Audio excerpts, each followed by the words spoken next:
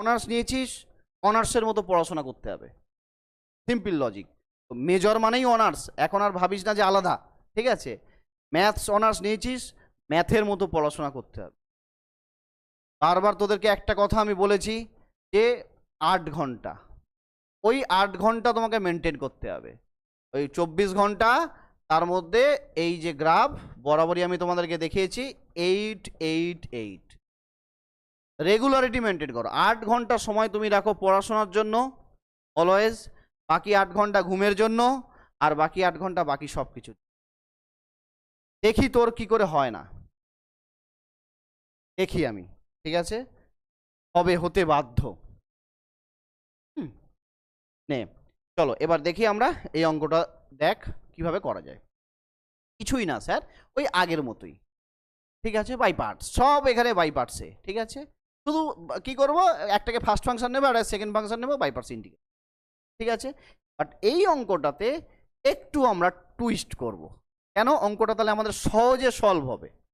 কি বলছে, in equal to এমনটা দেওয়া রয়েছে 0 থেকে 1 x to the power n tan inverse x dx, যেখানে এন গ্রেটার দ্যান 2। ভালো কথা, মানে এন গ্রেটার দ্যান 2 বলেছে কেন? ওর থেকে ছোট হলে মাইনাস চলে আসবে ডিডাকশন ফর্মুলাতে, ঠিক আছে? ওই জন্য বলে দিচ্ছি এন গ্রেটার দ্যান 2। ওকে, যদি হয় তাহলে প্রমাণ করো, এই রেজাল্টটা তোমাকে প্রমাণ করতে হবে। কিভাবে প্রমাণ, ঠিক আছে? দেখ তাহলে আই এন সমান কি দেওয়া রয়েছে এখানে, integration 0 to 1 x to the power n tan inverse x, এটা দেওয়া রয়েছে। ওই একই ব্যাপার, বাই পার্টসে ইন্টিগ্রেশন করব, একটাকে ফার্স্ট ফাংশন ধরবো, একটাকে সেকেন্ড ফাংশন ধরবো। এই অঙ্কটা 2020-তে এসেছিল। হ্যাঁ হ্যাঁ, এই অঙ্কটা কোশ্চেনটা তোর 2020-তে এসেছিল, ঠিক আছে? কত সোজা একটা অঙ্ক এসেছিল, আগে অনেকবারই এসছে, এটা আবার 2020-তেও এসছে দেখলাম, এর আগেও অনেকবার অঙ্কটা এসছে, ঠিক আছে? সিম্পল একটা অঙ্ক। এবারে কি করব, একটাকে ফার্স্ট ফাংশন নেব, একটাকে সেকেন্ড ফাংশন, ঠিক আছে? আমি কি করলাম, ট্যান ইনভার্স এক্সটাকে ফার্স্ট ফাংশন নিলাম, এটাকে আমি সেকেন্ড ফাংশন। দেখ তাহলে কি হচ্ছে, tan inverse x integration x to the power n 0 থেকে 1 dx minus d dx tan inverse x integration x to the power n dx close second bracket close 0 to 1, ওকে? তাই না? চলো এইবারে, আচ্ছা তোদের মনে কোশ্চেন আসছে না, স্যার আপনি tan inverse x টাকে ফার্স্ট ফাংশন নিলেন কেন? এই যে গুড, তাহলে শিখে গেছিস ওই ডেরিভেটিভ, ঠিক আছে? ওই যে মেন লজিক কি, ডেরিভেটিভ ইন্টিগ্রেশন। আমাকে ডেরিভেটিভ ইন্টিগ্রেশন করতে হবে, তার জন্য যেটা নিলে সুইটেবল হবে সেটাকে ফার্স্ট ফাংশন নেব, এই তো কথা, আর তো কিছু না। আচ্ছা, x to the power N, এটার ইন্টিগ্রেশন কি হবে, x to the power n plus 1। আচ্ছা, এখানে ট্যান ইনভার্স এক্সটা থাকলো, আর নিচে থাকবে তাহলে এন প্লাস 1, নাকি রে?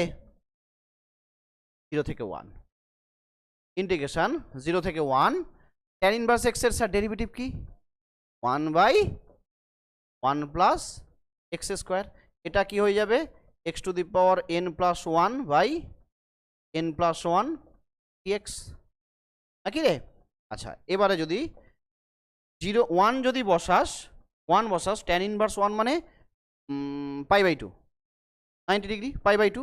আচ্ছা, আর 1 বসালে ওটা 1 হয়ে যাচ্ছে, তাহলে এটা আলটিমেট কি হচ্ছে, আর 1/n প্লাস 1 থাকলো ইন্টু π/2, আর 0তে তো 0 হয়ে যাচ্ছে, তাহলে 1/n প্লাস 1 ইন্টু, ও π/4, π/2 কেন, π/2 তো আনডিফাইন, ট্যান আছে, π/2 তো আনডিফাইন, সরি এটা হচ্ছে π/4।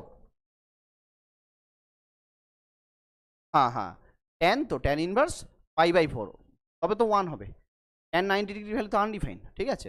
আচ্ছা, তাহলে এটা 1/n প্লাস 1 ইন্টু π/4 হলো।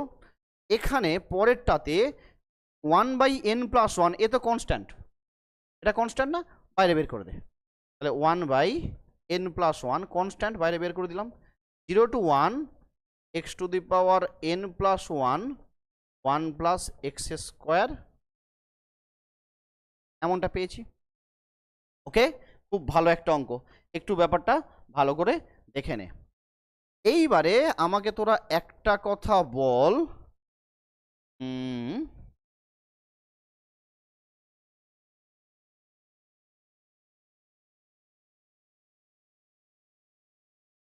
ঠিক আছে, দেখ এই নিচে যে n+1টা রয়েছে, n+1টা এদিকে গুণ করে দে। n+1 in ইকুয়াল টু হয়ে যাচ্ছে π/4 minus integration 0 to 1 x to the power n+1 1 plus x square dx, এমনটা। ওকে, এবার এইগুলোকে আমি আর ইন্টিগ্রেশন করছি না, করলে জটিলতা বাড়বে। হবে না যে তা না, হবে, তাহলেও হবে। আমি ওভাবে যাচ্ছি না, আমি এটাকে অন্য রকমভাবে ভাবছি। কীরকমভাবে ভাবছি? প্রমাণটার দিকে তাকা, আমি ওটাকে প্রুফটার দিকে তাকাই। প্রুফটাতে দেখ n+1 in, দেখ একটা পার্ট ছিল না, এইটা নিলাম কেন? দিস, এইটা বের করে রেখেছি কেন? দিস, একটা পার্ট হয়ে গেছে। দেখ এবার আমার কি দরকার? n-1 in-2, এইটা দরকার, তাই না?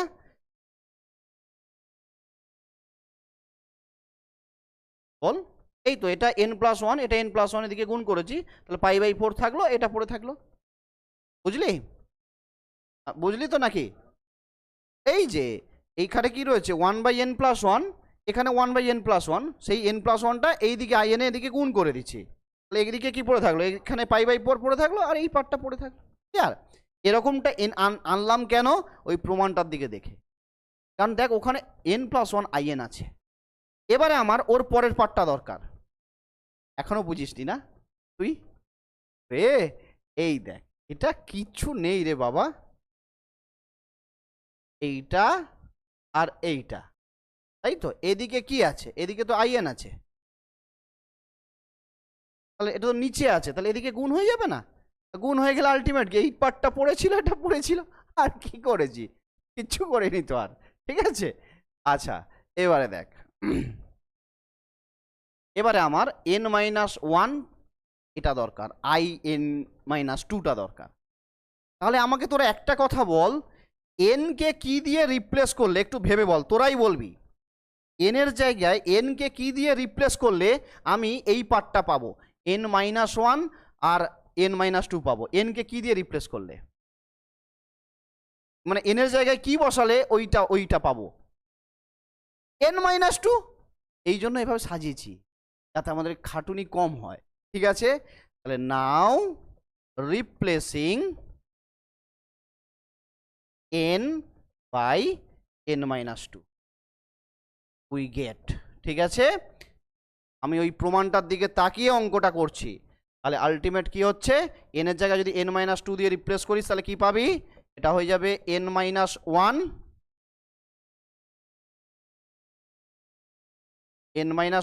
নাকি রে? ওকে, আর i এটা হয়ে যাবে n-2।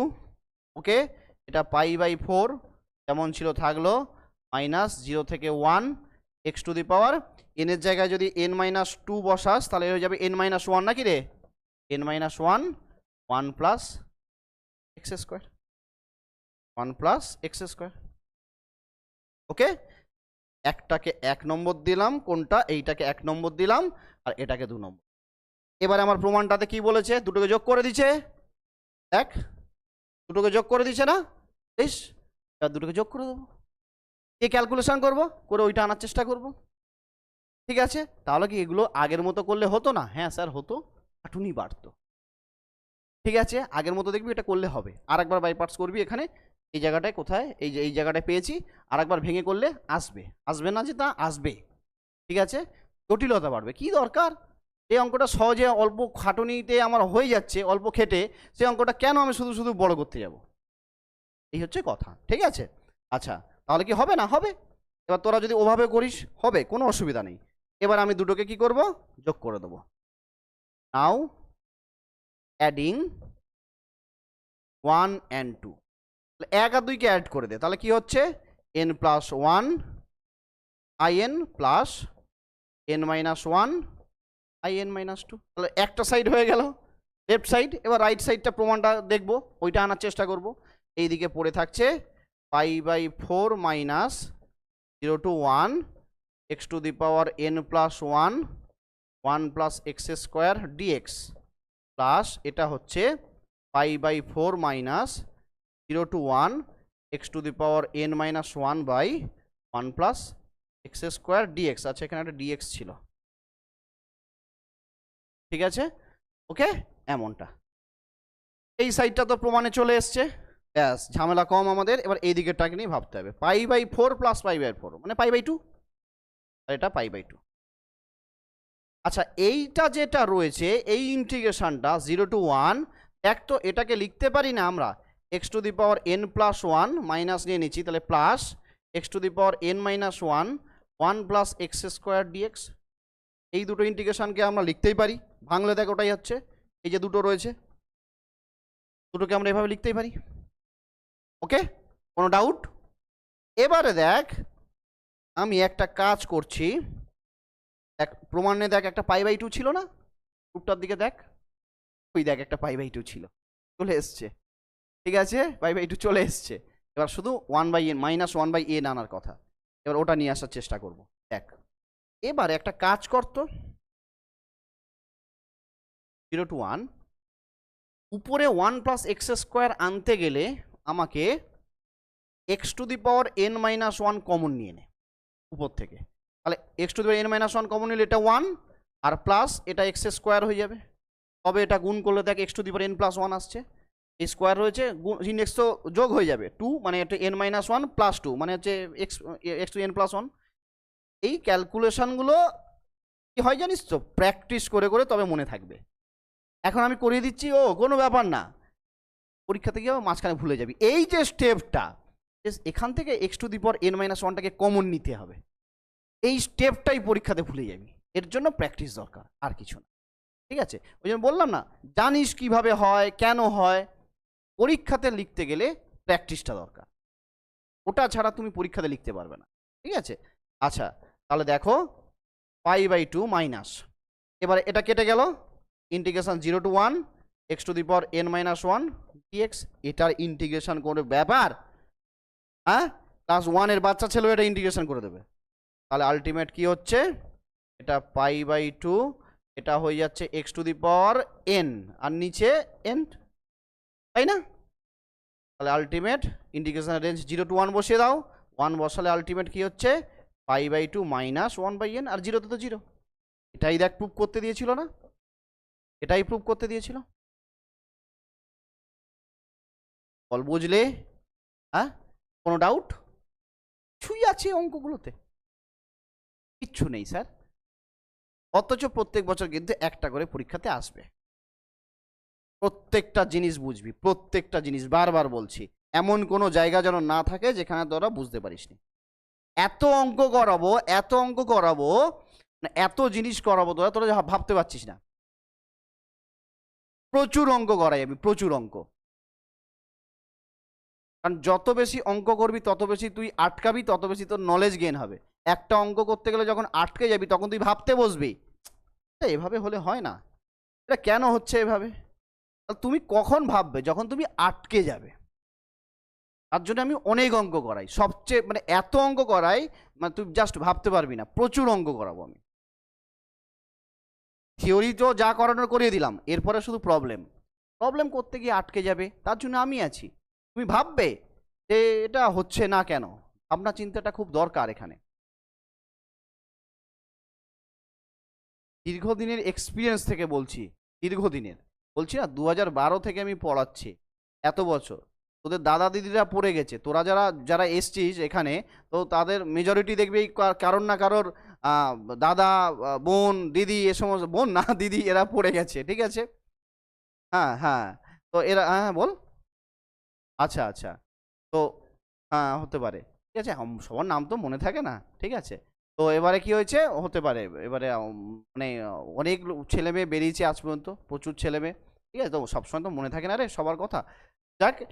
তো এবারে কি হয়েছে, মানে দীর্ঘদিনের এক্সপিরিয়েন্স থেকে বলছি, বারবার তোদেরকে আমি একটা কথা বলেছি, ট্যালেন্ট নিয়ে এখানে কোনো রকম ভাববি না, খুব মেজরিটি যে ছেলে মেয়ে রয়েছে তারা ট্যালেন্টেড, খুব ট্যালেন্টেড, আহামরি ট্যালেন্টেড, আমি তাদের কথা ভাবি না। কেন? তারা এক্সট্রাঅর্ডিনারি স্টুডেন্ট, তারা নিজেরা সব কিছু করে নিতে পারবে, মেবি ধরে নিচ্ছি।